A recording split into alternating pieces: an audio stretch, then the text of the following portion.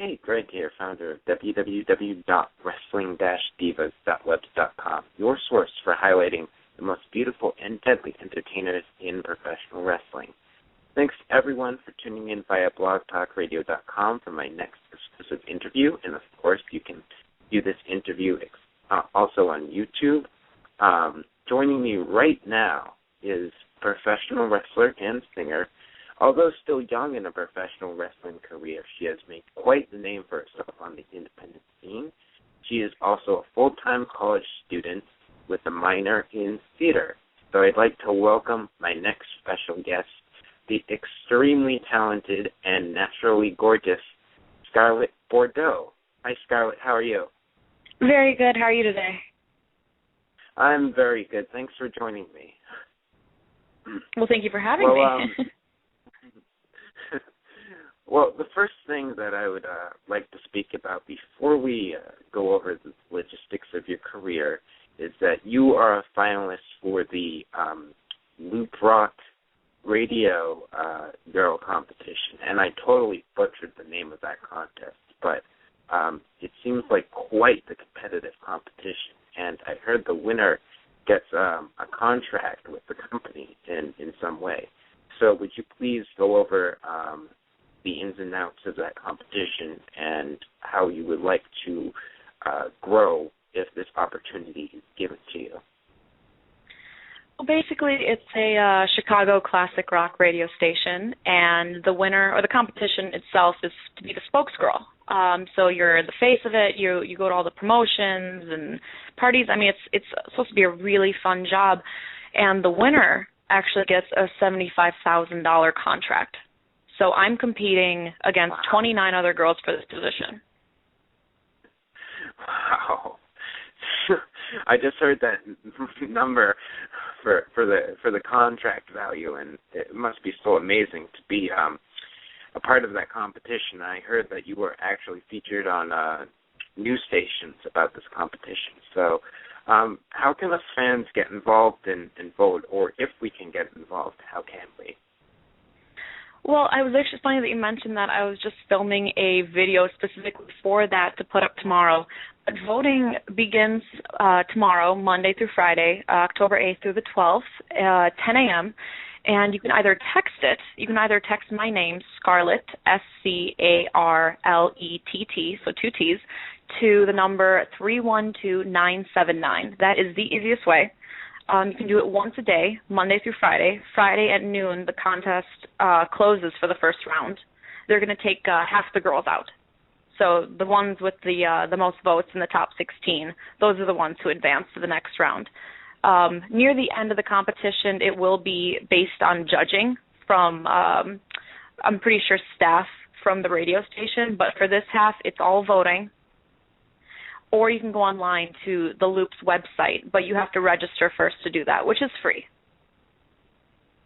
Well, fantastic, and I'll be sure to post all that info when I post the interview on YouTube before the end of the week. So, fantastic, and I certainly wish you all the luck with that. Thank you. It sounds like quite the competition, so I know wrestling fans are really devoted and they're like an army, so they'll basically do whatever to do to see people in the industry succeed. So that's fantastic. And we spoke a little bit prior to the interview, and you, to me, have such an interesting background story as far as your involvement with the pro wrestling. You told me that you were not a pro wrestling fan while you were growing up, but you missed out on your senior prom to attend your first indie show. And that's I think, part of what fans don't see is what people in the industry have to sacrifice just to make one show happen, whether it's for the WWE or the independent company in their hometown.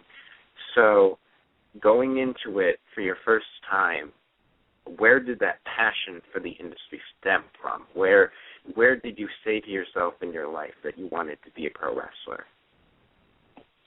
Ooh, very, very good question.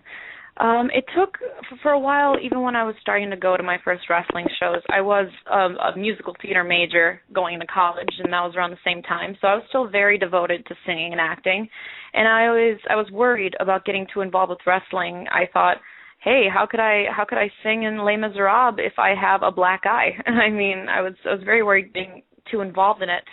But being out there with wrestling, even now, I mean, I get self-conscious, and wrestling really brought me out of my shell, and I became a better speaker. I became more confident. It really just dealing with the fans and interacting with everyone, it really helps you in all different forms of life. When I realized I wanted to be a pro wrestler is probably when I got bored of managing. My favorite parts of managing was when the spotlight was on me, when I was the one getting involved, and I would get the crowd to either hate me or love me. Either way, it was a great time. But those were my favorite moments, and I was craving more of that. So I like managing, but I like wrestling much more. So I guess that you could say I was craving more of the spotlight. Well, definitely, and certainly if you have other goals in life, you know, the physicality and getting injured is certainly a concern. But as mentioned before, you do have a very strong background in theater and the arts that are entailed there. And it's funny because I actually have or am pursuing a theater degree myself. So seeing that whole theatrical aspects of acting and performance arts has really made me see pro wrestling in a different light. So when you approach a match, due to your theater background, do you approach it differently, would you say, as opposed to another competitor?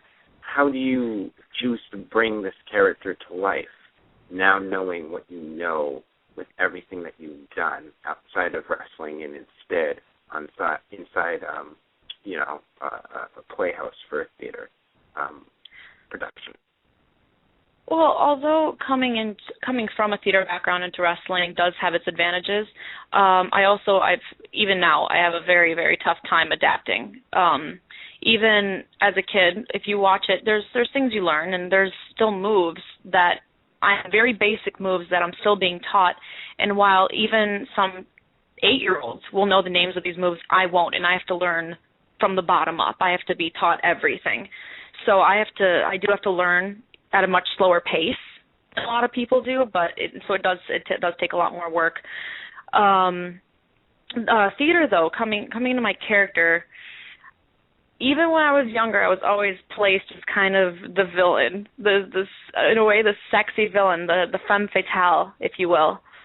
So now that's sort of what came naturally, even from the beginning, as far as character goes, and that was the one thing I didn't have to try too hard or fake. So whenever they would put me in a villainous role, people always said, "Oh, you're very good. You're very good at that." And I told them, I'm like, "Oh, well, I'm not really. It's mostly acting, but you know, I got a little bit of a bad side, I guess." So, and that was always more fun. But now I would take ideas from my favorite movies and plays, and for the most part, the easiest time I've had with my character is when I take parts of my own personality and I just amplify it times 10. So, any acting classes always help with that. Well, definitely, and I've always heard that, you know, a wrestling character is just a really over-exaggerated version of yourself. But yes. Going into theater with that background and heading into wrestling with that and kind of intertwining the two, there are certainly a lot of similarities that come with wrestling and theater, you know, that live in the now aspect. And when you talk on the mic, you really have to project yourself well and your voice well and get your point across well to everyone in the crowd.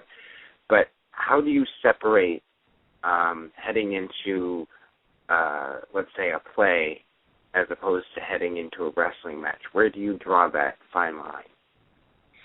It's incredibly different. I mean, there's a few similarities, but for the most part, it's very, very different. I guess the way I would put it, I would say as far as wrestling, I mean, you're going in there to win. Acting, everything's rehearsed. With wrestling, it's not that case. With wrestling, you get in the ring, and it could be the first time you've ever seen that person, you've ever worked with that person. Whereas when you're acting, you spend weeks, hours at a time rehearsing the exact same thing. You know exactly what's coming. And wrestling, it's not so much. And you even have to adapt to the way the crowd goes. If the crowd's not liking what you're doing, you have to change it. You can't just keep going with it. A lot of people have seen Annie. Everyone knows how it ends. In wrestling, you really never know what the outcome's going to be. You mentioned earlier before we got into the whole theater background that you were kind of late to the game as far as becoming a fan with pro wrestling, and therefore you need to take more time to kind of learn the ins and outs of the business that a fan may sometimes know. So, and this is the hard thing about wrestling, is that it's a lot of work to put a show together. Putting a show together before you step in the ring or, go through that curtain can be a show in its own. So was it hard for you to adjust to every aspect of the wrestling industry, like the business and the politics, and that a fan might not normally see when they just watch it on television or just go to their regular indie show in general? How did you adjust to that lifestyle? Well, if I'm going to be completely honest, coming into a locker room as an 18-year-old girl who doesn't know anybody, obviously, the girls were very wary of me. So I felt like people were very nice to my face. And a lot of times they would talk behind my back. And I know a lot of people, they thought I'd be gone in 6 months. They thought I'd be done by now. Even the guys. I was talking about this with a couple of people the other day about how if a lot of times if you're a female in the business and if you don't reciprocate, if a guy flirts with you or hits on you, he could say some bad things about you later on if you don't get that back to him. Even now, people still haven't warmed up to me that much in certain places, and that comes with time. That comes with showing how much work you want to put into it, because if you don't, the fans can tell when some people are there, just for their own sake, just for the spotlight, whereas some people come in with a true passion for it. So I'm more so developing the passion for it, and I've been traveling to all different areas of the country, trying to get training in all different places, trying to be the best I can be while still balancing school and all those things. So adjusting has been really hard, but it seems like the more work I put in, you do get credit where credit is earned. And that's definitely another part of the industry that's certainly difficult, is paying your dues and what you have to go through in order to get everyone's respect. And sometimes that's really hard when there's, conflicting egos, or there's people who don't really have a passion for it. And the point is that there are really no guarantees with who you're going to be friends with, who's going to get you from point A to point B. There are no promises whatsoever in wrestling. So how do you look at your career and make sure that you always stay positive and feel like you've never wasted a lot of time in the devotion that you've showed for your career and the time that you spent with the development of it? The way I try to keep positive is I've learned to try and not look at all the blogs, try not to even look at the comments from my matches, and I used to beat myself up like crazy. I used to break down every negative thing someone would say to me, even if it was a nobody, even if it was someone no one ever heard of, and they'd say something bad about me, I would lose sleep over it, and I would wonder, what did I do wrong? What could I do better? And since then, I've learned to really laugh at myself. And, so, something didn't go so well. Oh, well. I'll do better next time.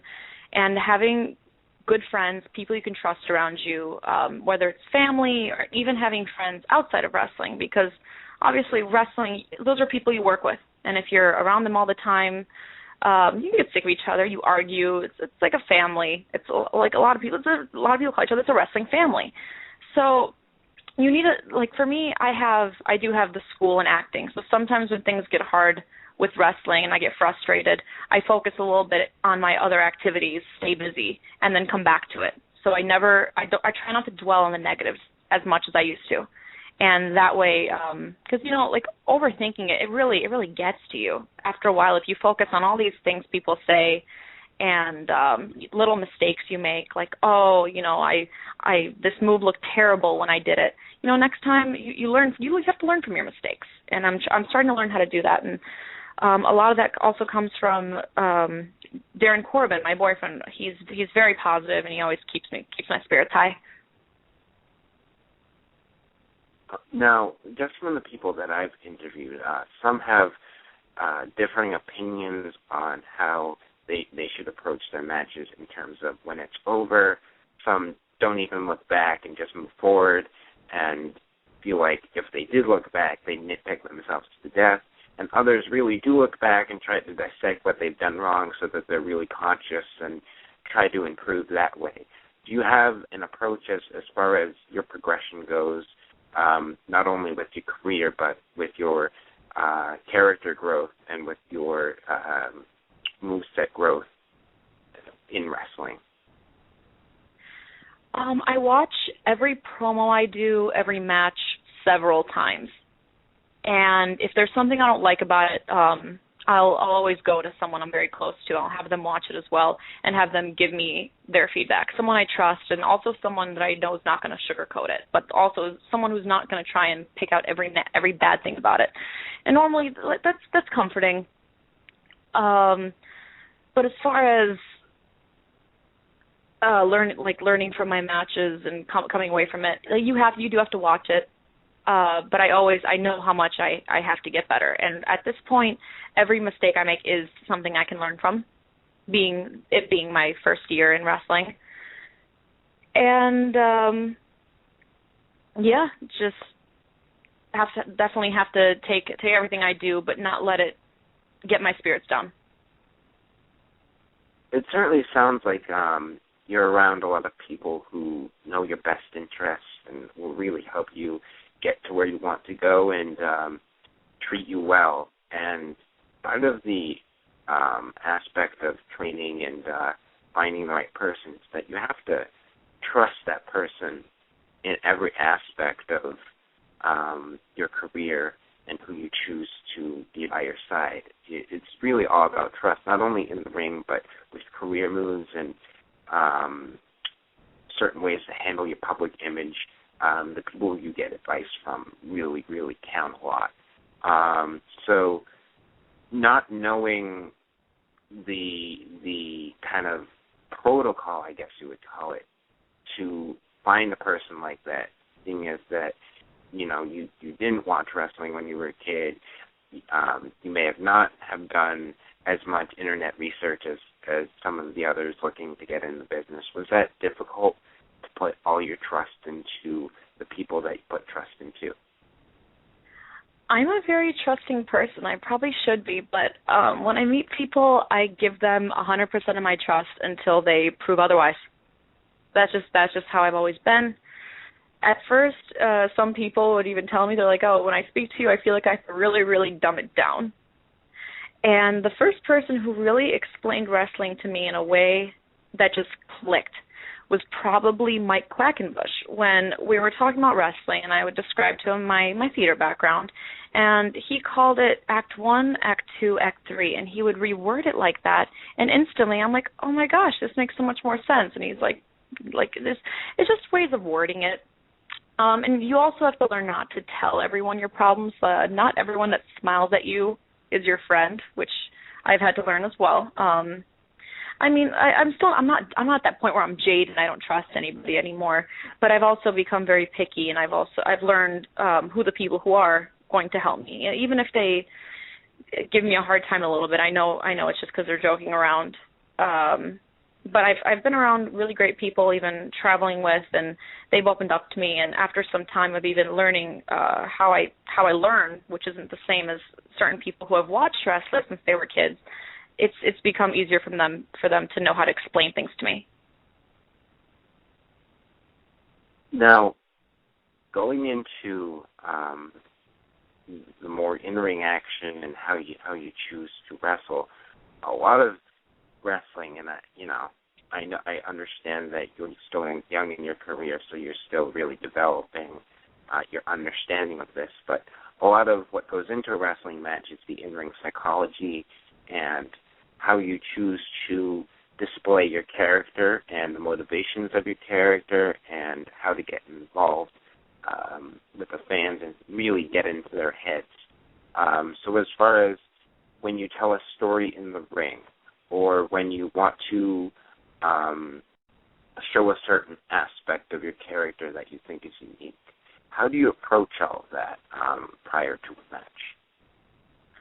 Well, I've always had to focus a lot when it came to focusing on my character in the ring, just because even in high school I was not athletic. I didn't play a single sport.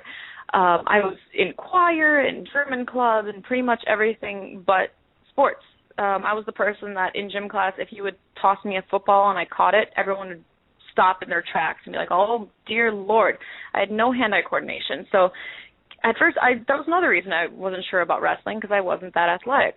But as far as the character went, it made things a lot easier to be able to tell a story that way instead of doing crazy moves and flips, which somehow just from working out and wanting to get my body better, that's become a lot easier. And I'm doing things I never thought imaginable with my body, which is great.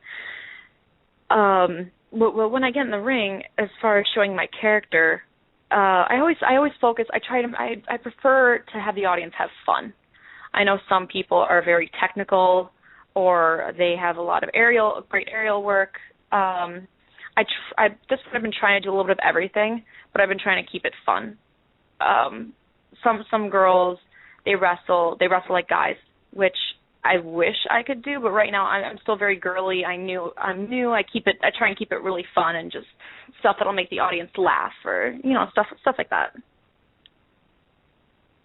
It certainly sounds like early on, you have a lot of ambitious goals as far as where you would like to see your progression head into the future. So, 5 or 10 years from now, how would you like to see yourself progress as a performer? Not so much with like actual goals that you can write down on a list, but as far as starting out and starting to bring this character to life in the indie shows and or wherever you end up, how would you like to see your knowledge and kind of sensibility in wrestling to grow in that period of time? If I could develop somehow how Trish Stratus did, how she began as a manager and model, and she slowly became better, and now she's known as one of the best there ever was, that would be great. I do see myself still wrestling in 10 years. Obviously, I hope to be a lot better than I am now, a lot more experienced. But I want to do it all. I wouldn't be happy unless I became the person who is great on the mic and who could have great matches with anybody.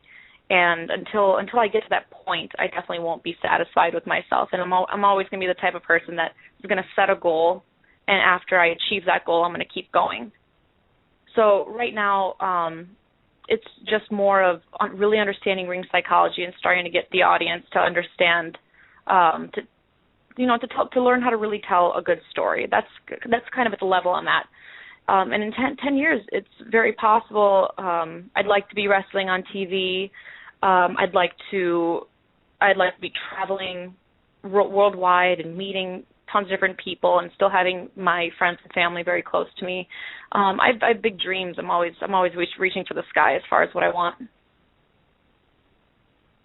Now, I'm very interested to hear the answer to this next question, because this is always my favorite question to ask. And you may think that it's the easiest question on the world on paper, but once you begin to think about it, it's actually really difficult. So, if you could sum up your experience as a professional wrestler using just one word, what would that one word be?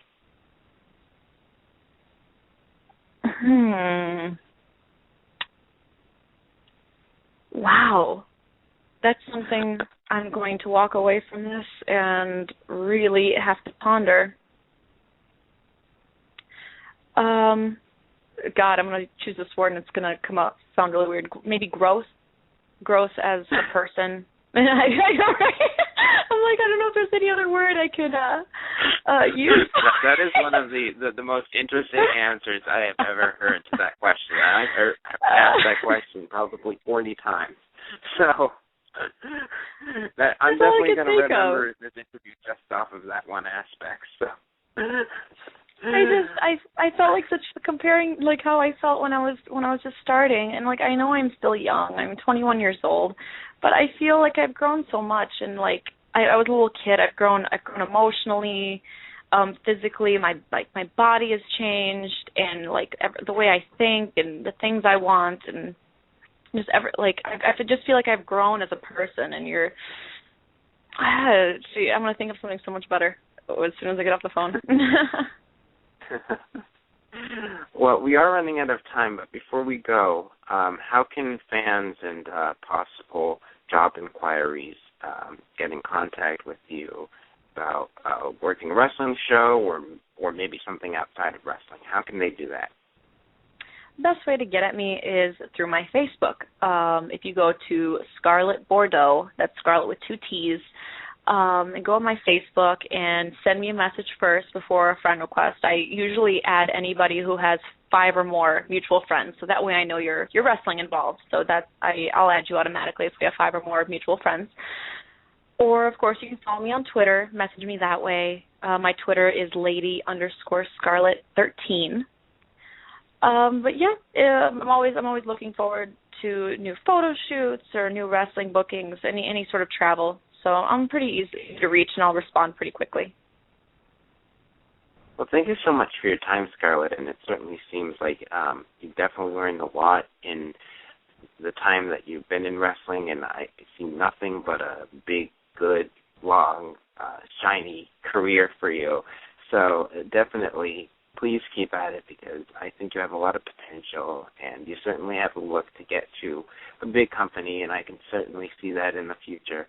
So thank you so much for your time. Thank you for having me. Thank you. Thanks to everyone else for tuning in. Be sure to check out www.wrestling-divas, and that's divas with a Z, .webs.com, for more exclusive content, and be sure to follow the site on Twitter at Wrestling Divas, again with a Z at the end, for all the latest